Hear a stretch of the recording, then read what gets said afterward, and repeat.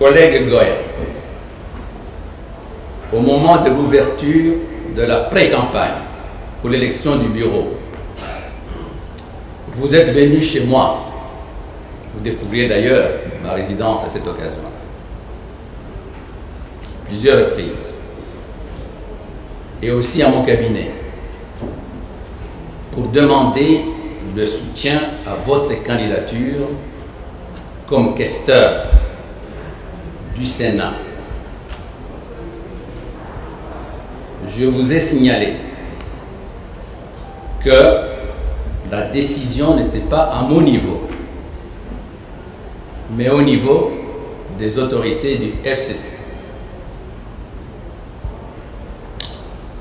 Toujours, pendant cette période de campagne,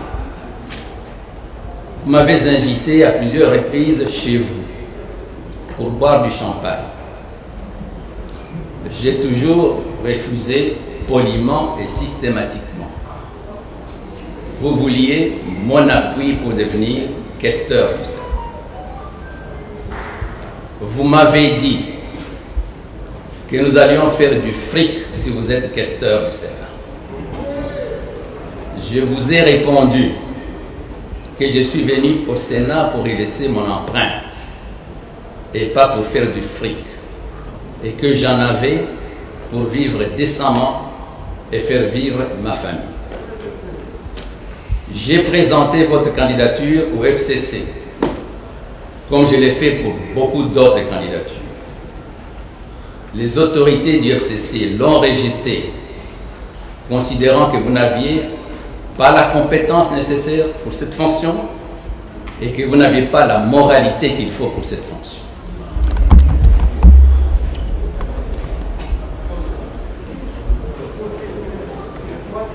Ma réponse. Monsieur le Président, je crois que vous dépassez le bord. Madame, c'est vous. C'est vous qui avez débordé. Madame, vous n'avez pas la parole. Madame, vous n'avez pas la parole. Non, j'ai la parole parce que je suis sénatrice comme vous. Et je ne vous le permettrai pas. Néanmoins, je vais continuer. Non, je ne vous le permettrai pas, Monsieur le Président. Néanmoins, je vais continuer. Vous pouvez continuer, mais je ne vous le permettrai pas. Honorable Zangissa. Vous n'êtes pas digne. Vous n'êtes pas digne d'être le président. Parce qu'il ne faut pas rassurer. Bon, bandeko nanga nyonso ya monde entier, ba congolais dans le monde entier. Ngai Maman Pauline Lumumba, naza présidente ya RDC Monde na Genève. Na ye liboso na bino lelo, na sengi bino. Bosa adhéré na RDC Monde.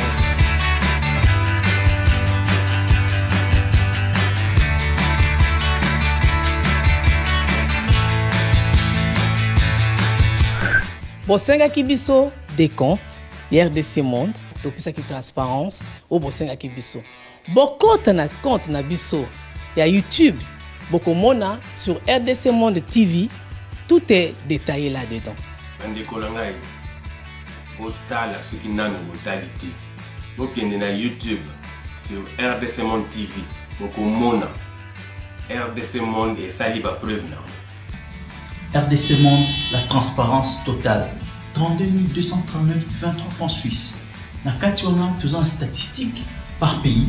Pour la Sabino, tous en premier Suisse, deuxième France, troisième Belgique, quatrième les États-Unis et ainsi de suite. Na RDC pas en la 4. Bino, vous avez hésité, Boya, transparence, tout le temps à projet, futur, Bison Salamo, RDC Monde, Katabo. Papa, maman, voilà, ni bon mobile moko. Comportement, il y a M. Alexis Tambou Mwamba, président du Sénat, à l'égard de la sénatrice Bijou. Ils ont soni Pemawa. Bon, le Sénat, la chambre haute, la chambre des sages, mais vous avez la Mwamba sage Basali en plein plénière. Alexis Tambou Mwamba, plusieurs diplômes. Ah, président Fati, un diplôme T, président Fati, organisé pour T, après T. Mais Batambo Mwamba, plusieurs fois ministre, avocat, entre guillemets, licencié en droit, plusieurs licences, n'a pas de doctorat. Mais vous avez la bêtise à salir. Sony peut m'avoir pour l'amour à la biso.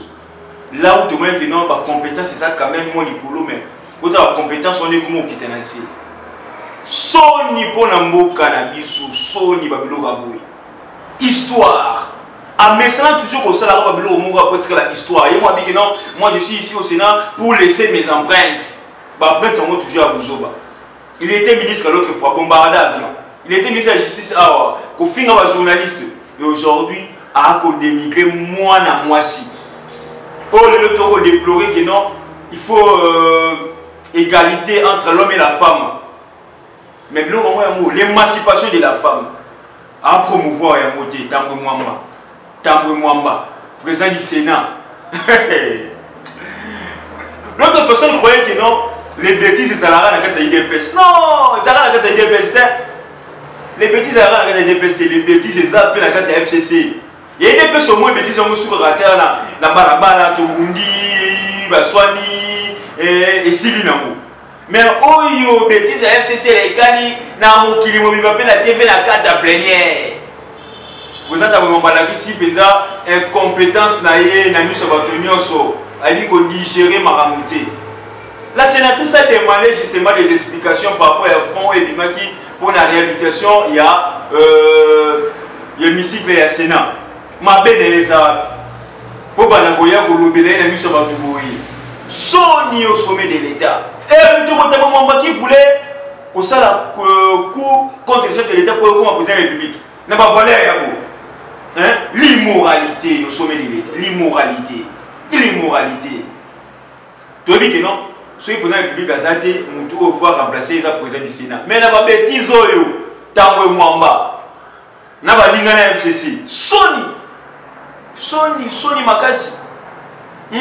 Sony makasi penza donc au tché carrière leur politique en tout cas oza fati beto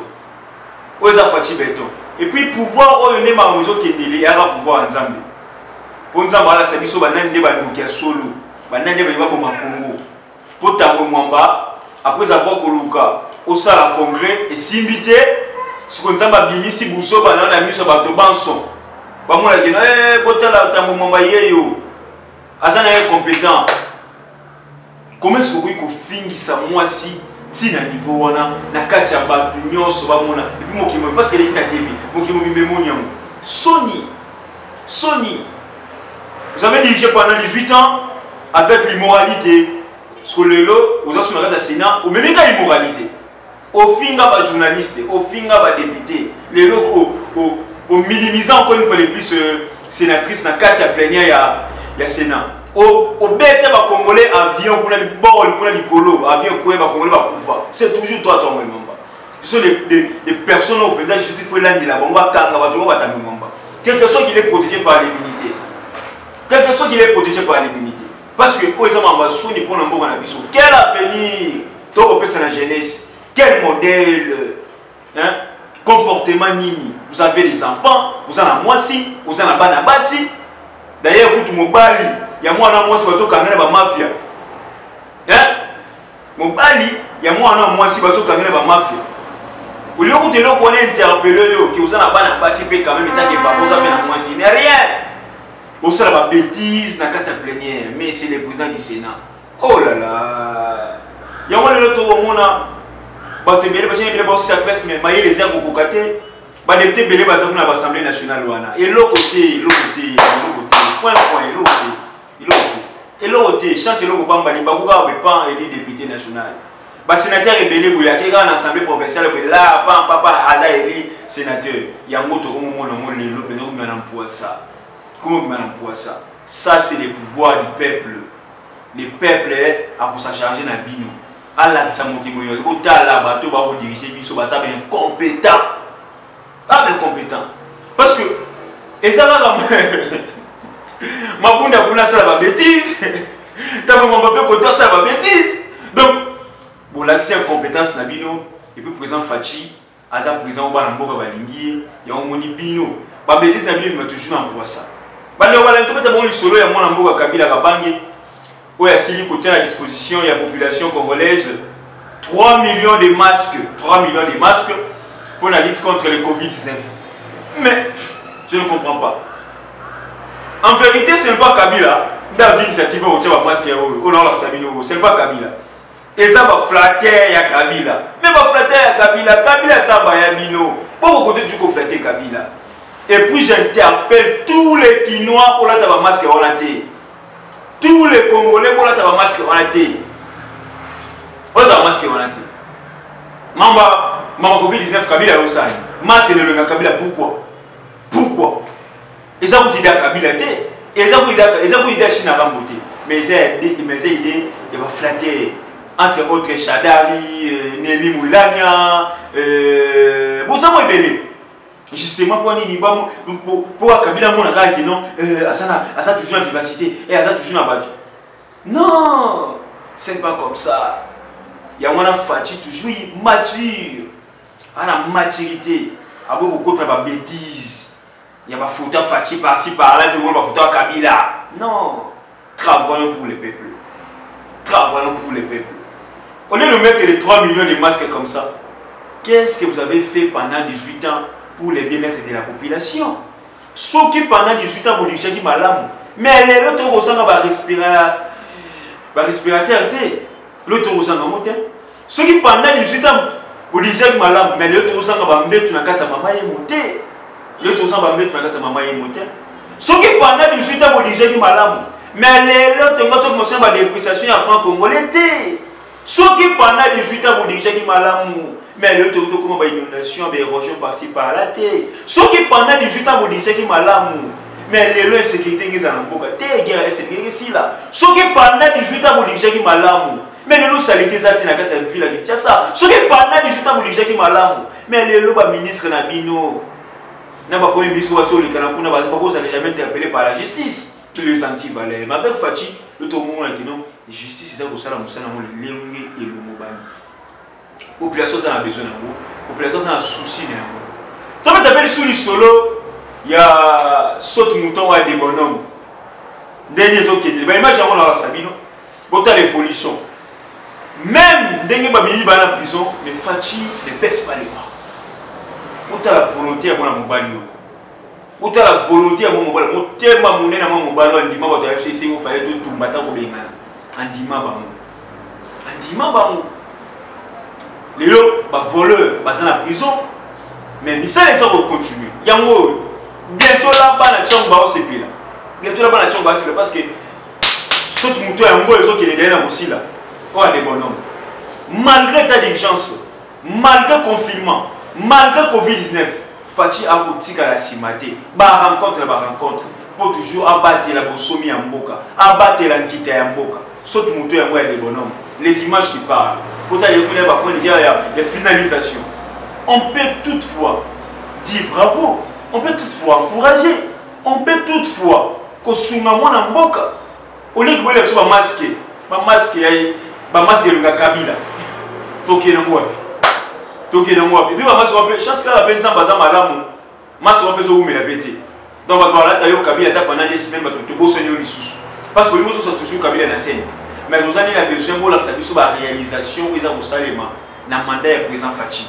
Il y a un biso toujours musala pour la sabine ba misala les au salema. C'est ça maintenant le travail aux populations nyonso congolaises à quoi pour ça la côté lelo tout éveiller conscience et ba il y a congolais il y a pas congolais nyonso. Tout éveiller conscience et ba congolais nyonso. Aujourd'hui tout mi tient dans la place que non mutu pas diriger pour faire la solide docteur non. Il y a eu des docteurs dans le ministère de l'enseignement supérieur, il y a eu des professeurs dans le ministère de l'enseignement supérieur, ça les l'autre côté, ça les l'autre côté. Il y a eu des professeurs Théophile Bemba, il y a eu des professeurs, je ne sais pas moi, plusieurs professeurs, ministres et issus, enseignement supérieur universitaire. Mais l'université, c'est à niveau ni. Les lots, j'ai étudié, c'est à niveau ni. Les lots, hommes étudiés, c'est à niveau ni. Les lots, est-ce qu'on peut dire que non, étudiants congolais à quelle France, à quelle Belgique, à quelle Suisse, à quel Canada, à quels États-Unis, à prouver vraiment les nécessaires où il y a eu, à prouver peut-être capacité intellectuelle pour avoir un casa Congo. Non, non, non, pourquoi? Parce que enseignant, ou autant que ça bisou, ou autant que ça va naître, ou autant que ça va déconner bisou, bazana bango batumoko déjà anti-valeur pour preuve d'un moment l'activité sur le Sénat devant plusieurs professeurs aussi. bah il kuna kata sénat on va interpeller ta maman mais bah tiens on silencieux bah banga Sony pour n'importe quoi biso allez voilà merci beaucoup parce que vous avez payé pour la RDC Monde pour s'abonner massivement donc n'hésitez jamais sur ton information tout balancer les pour vous allez toujours informé parce que biso d'être signé contre la vidéo toujours politique et bon na biso Congo donc pour s'abonner massivement sur RDC Monde likez commentez partagez nos émissions faites-nous des remarques et vous allez vraiment les bienvenus et pas na biso. Un grand merci à Madame Pauline Lumumba, présidente de RDC Monde, pourquoi pas à Antonio Miguel, Winnie Gibi, pour une solution de la CIMA, caméra et montage. Réellement, la présentation de Total Balasima. Bye, à la prochaine.